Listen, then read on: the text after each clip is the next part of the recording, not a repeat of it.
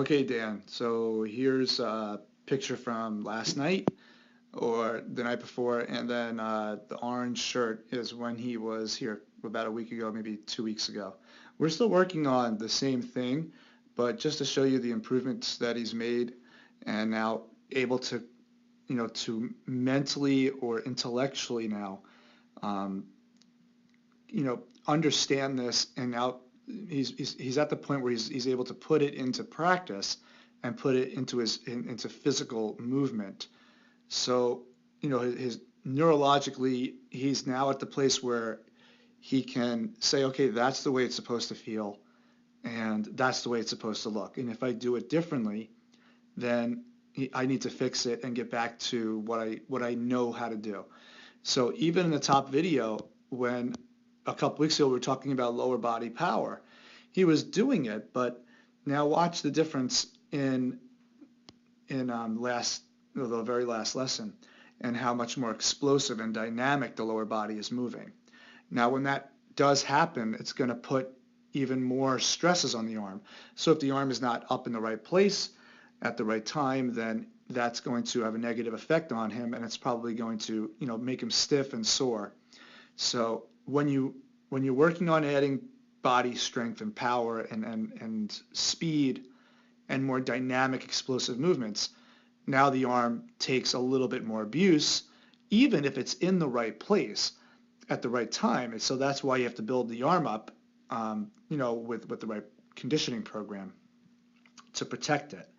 So it's not unusual or uncommon to have a little bit of some discomfort when you're, throwing at a higher speed, because the upper body still has to do the right thing to take away that arm pain. So he doesn't have that hip and shoulder separation yet. He doesn't have the angular power yet where the arm's supposed to get up and over. But that'll come in time. And when that does come in time, when that does come, he will feel a significant difference in his arms, where the arm is just kind of slinging back and then kind of whipping forward without any arm pain at all. But those pieces will come together and he will throw with good efficiency. Okay, so let's just do some comparison here. Okay, so here he's not even lifting his leg. He's just kind of going out of a slide step, just activating the back leg quickly so that he can get a better timing of the arm and the landing leg. And he does a decent job here, but he still gets that arm close to the head. Hand comes in.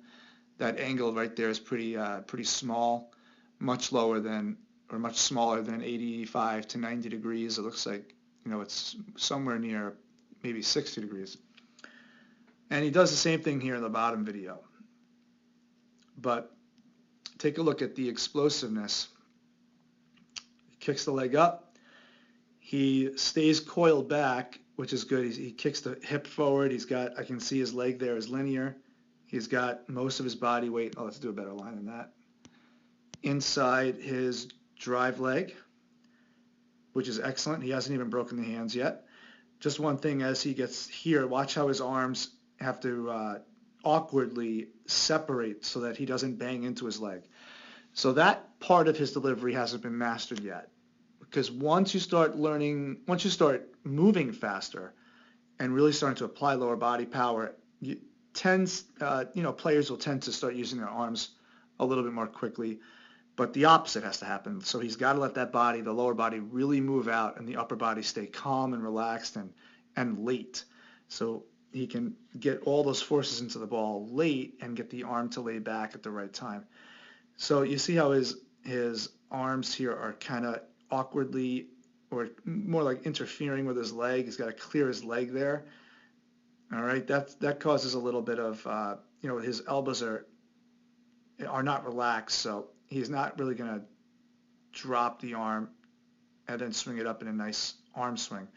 He's going to get the arm up a little early. He's going to move a little too fast, okay? But that's a component that he's got to fix over time. But look at how linear that leg is. See how it keeps moving down as he goes out. It keeps moving. So he's lowering his center of gravity. He's moving out. Boom.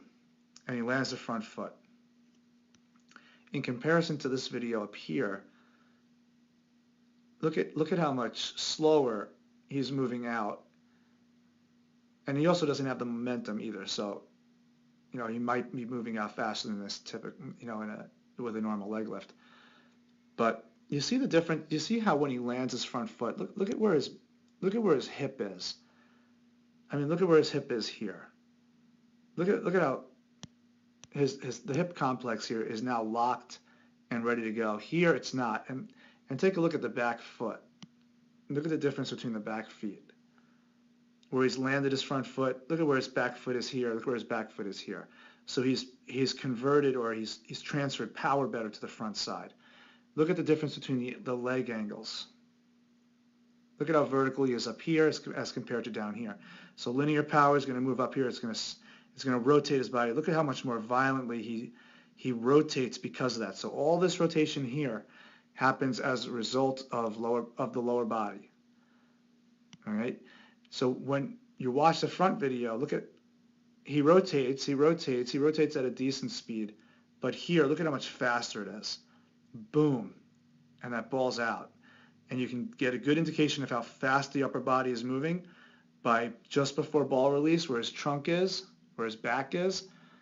I mean, look at the difference between the angles here, okay, and where ball release is. So there's his ball release, there's his angle, and let's get into ball release here. And there's his, oh, it's pretty bad. Let's use a real angle here. So if I connect this to his ear, straight out 55, and to his ear,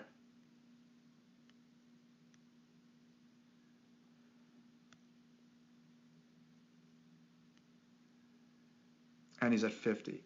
So what a big difference. I mean, that's just a indication of really good leg power. So here at the bottom picture looks like a pitcher, looks like a great pitcher. The only thing he's got to now work on is when he lands that front foot. Here's where the hard part is. Can he keep this? Can he keep these shoulders from rotating too soon? And I'm losing the front shoulder there. Can he keep the shoulders back? Can he keep the arm back? And can he allow those hips to clear while still maintaining that position of staying closed off? So as he gets better and better at this, you're going to see an increase in leg power and leg strength, and an increase in time it takes for the upper body to rotate. An increase in time it takes. So what I mean by that is when his front foot lands, his hips are going to open quickly at front foot strike, which will delay the shoulders, and then it will throw the shoulders forward, and the body's going to come flying forward even faster than what it's doing now. So what a great picture that was. That's a nice stride for a guy his size. What a great, powerful position that is. And getting into that position the way he's doing it right now is fantastic. He's got a good ankle kick here, and he'll even get a better one. You see how the heel doesn't just pop up like it does here?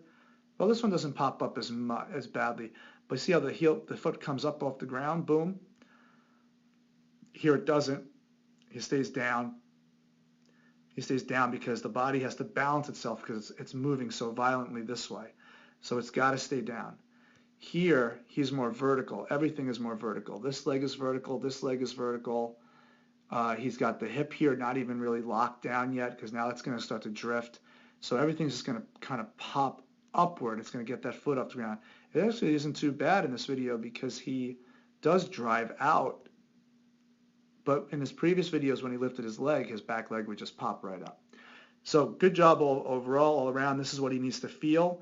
We're going to work consistently on the lower body power and calming those arms down so that he's not getting this inverted W up here, which is going to be very stressful on him.